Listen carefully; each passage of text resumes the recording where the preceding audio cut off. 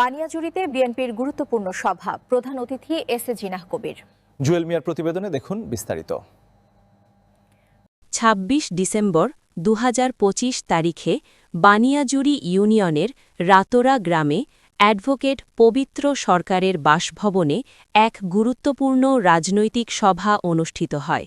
উক্ত সভায় প্রধান অতিথি হিসেবে উপস্থিত ছিলেন মানিকগঞ্জ ১ আসনের গণমানুষের নেতা ও ধানের শীষের সংসদ সদস্য প্রার্থী এস এ জিনাহ কবির।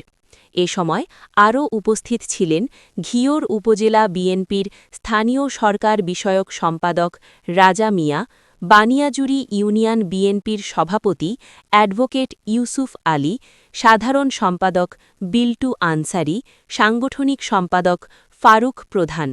এছাড়াও উপস্থিত ছিলেন যুবদল সভাপতি সুজন মিয়া, স্বেচ্ছাসেবক দলের সদস্য সচিব সাকিল মিয়াসহ বিএনপি ও অঙ্গ সহযোগী সংগঠনের বিভিন্ন পর্যায়ের নেতৃবৃন্দ।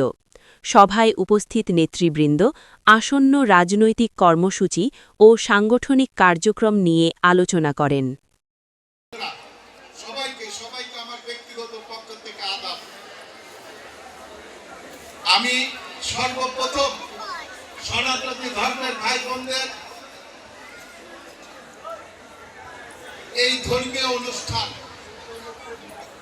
আজকে মনে হয় লীলা কীর্তন, মানিকগঞ্জের ৩টি উপজেলায়, ঘিওর, দৌলতপুর, সীমালা ৩টি উপজেলায় আজকের এই লীলা কীর্তনে আমার ৩১তম পদার্থ, অর্থাৎ লীলা কীর্তনে এইবারের এই সিজনে এটা ৩১তম লীলা কীর্তনে আমার অংশগ্রহণ।